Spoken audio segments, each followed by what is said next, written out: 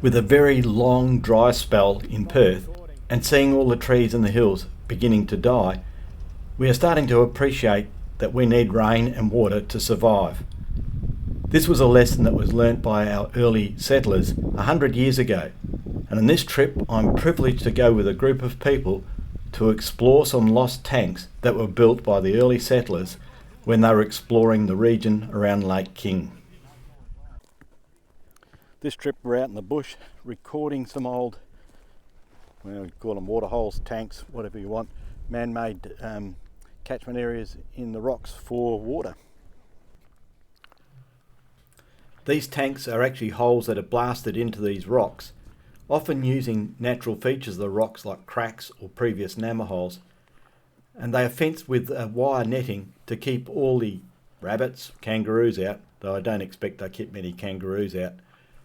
And this is all that remains: the collapsed fence, a pile of rubble at the back of the tank, and some dirty water inside.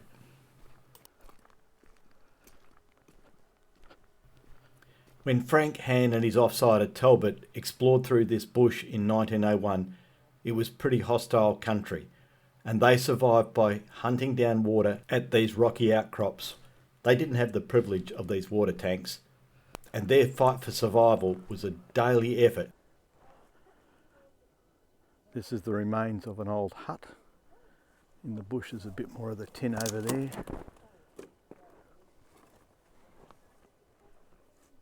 And the old fireplace just there with the chimney.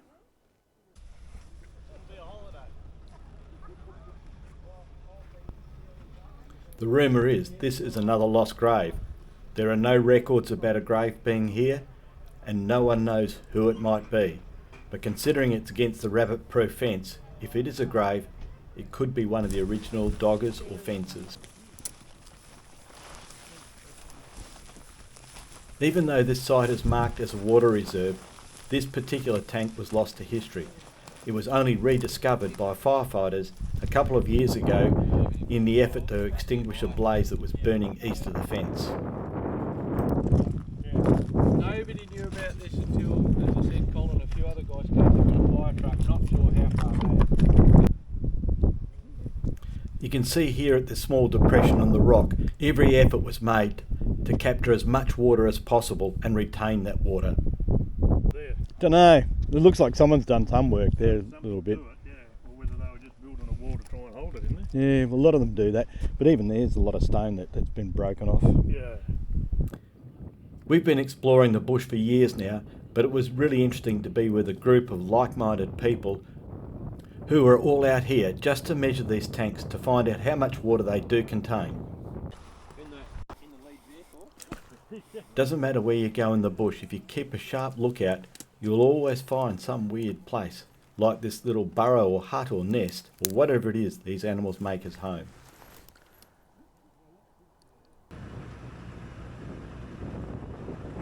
It is not often I am not the lead vehicle, and this time I had to suck up a bit of dust.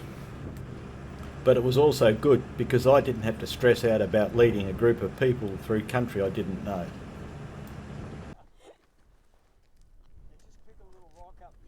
Not only the depth of the tank was recorded, but also the dimensions, because there is a plan to potentially put some covering over this to stop animals from falling in and drowning. Now, sometimes when you find tanks or nammer holes in the bush, you will also see a log or a stick in the water, and the aim of this is to let any small animals that fall into the water find a way out safely so they don't pollute the water when their bodies decompose.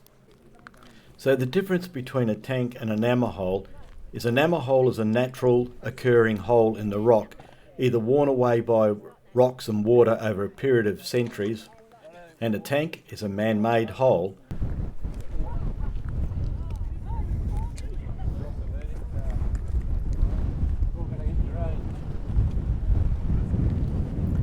Atop of Mount Gibbs, we actually all learned a little bit about surveying and understanding what some of the survey markers mean.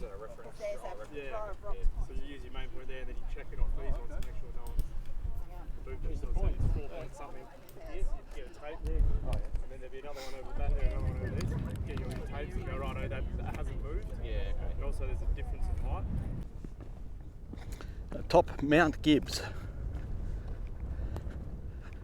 There's a cairn of stones behind us.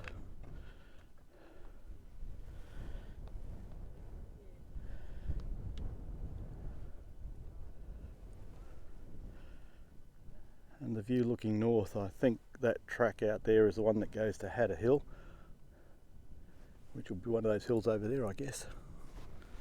That's a big mate.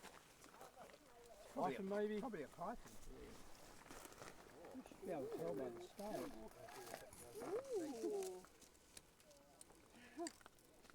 Wow. The head part's inside out.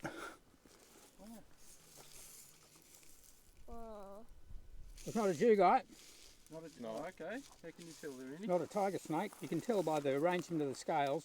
Yep. That's where the bum is, right Yeah, there. Yeah. So this is the tail part of the snake. Yeah.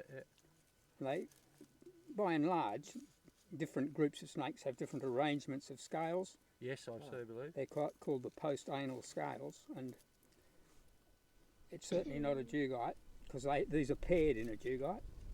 Because can't you tell the difference between venomous and non-venomous after the anal? Well, you only can to a point. Yeah, okay. You can eliminate certain others, but not all others. So yeah, it's a carpet python for my money. Would it have like that's where it's taken its snap? Or Yeah, it would climb into the tree and brace itself and sort of move forward and that would peel the skin back down its body. Like a banana. Pretty decent size. I mean, Yeah. This tank has been renovated a little bit, new fence around it, and chicken wire has been placed over the water itself to stop the animals and other things getting inside the water. And my wife will swim in anything. oh really? Oh yeah.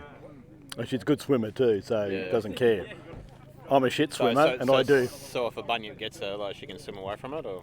I'm not really sure. I've never worked that out. No, I've always used her as bait. Oh, I need a bit of oil, Cole. This tank has been previously cleaned and renovated with a wire netting over the top to stop animals and birds from falling into the water and drowning. In days gone by, this wire netting would have been here originally, but also possibly corrugated iron. In this area there's also a large number of impressive nammer holes that we're going to record as well. Not a big one. Oh, right, it's under there. The nammer holes are protected by rocks to stop animals from falling in and contaminating the water. These rocks have been there for a very, very long time. Substantial amount of water if you're in need. If you're in dire straits, this water could mean the difference between life and death, but you have to know what to look for. And even here, Alan McCall stumbles across a nammer hole hidden by rocks. It's pretty reasonable. Oh, frog! Oh, look at him. Hey, lunch. Yep.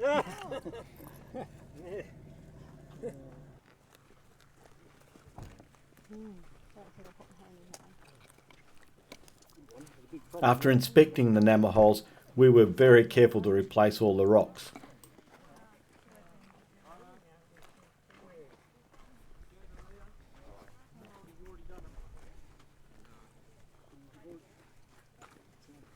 Well, that's a beauty too. Yeah, you could dig this one out, there's no frogs in it. Don't think so? That's the thing. They'll probably be under the dirt. Yeah, buried. Yeah, buried. You see those frog spoils or what they've been digging up the gib there. Yeah.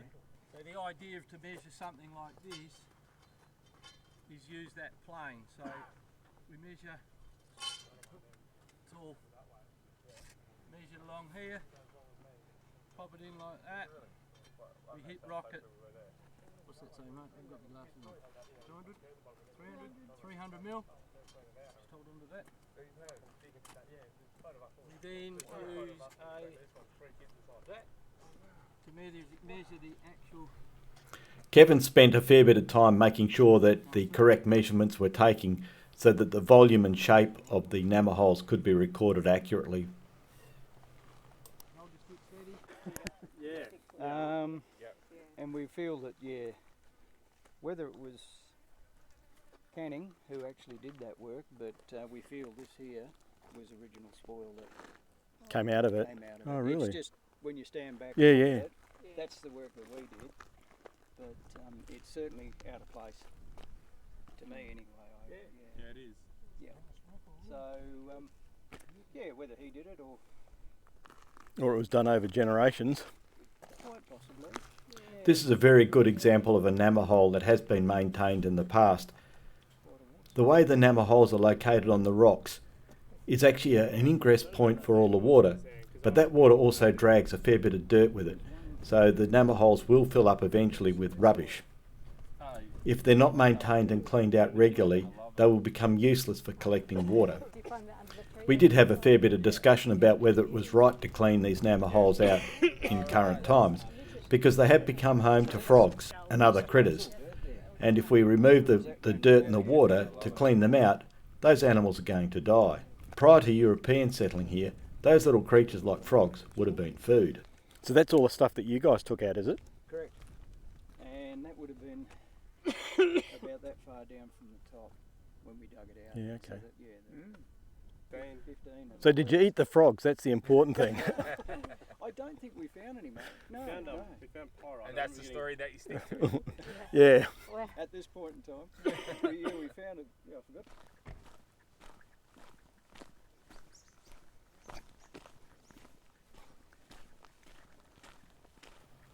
In many locations around WA where there's a large rock, enormous work has gone into making contour walls to collect the water, and this water is often channeled into large dams.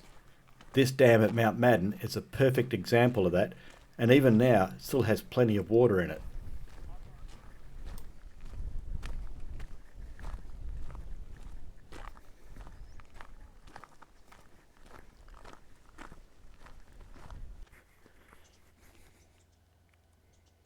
This is the Mount Madden Dam inflow, and behind us here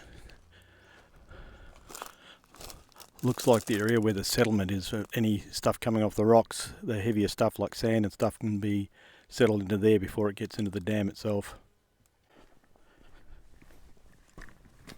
This is just a small fraction of the contour wall that is around the base of the rock. I'd love to know how they work out the contours on the rock, especially in the days about 100 years ago. This section here will then head off into the inflow section where the water is channeled into the dam.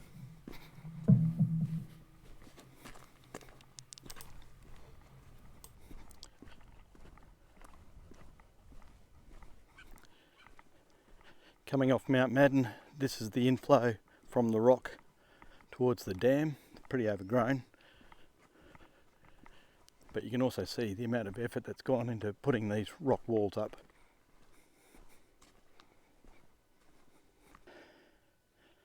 This is the view from Mount Madden.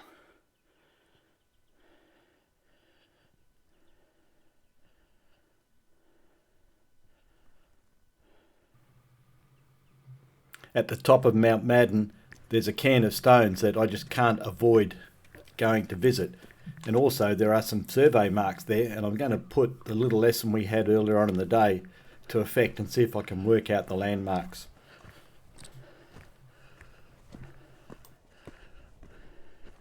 Here's the cairn of rocks on top of Mount Madden. I might be puffing a little bit after the walk up the top of the rock, but at the age of 65 and having walked all day long, I can still do it.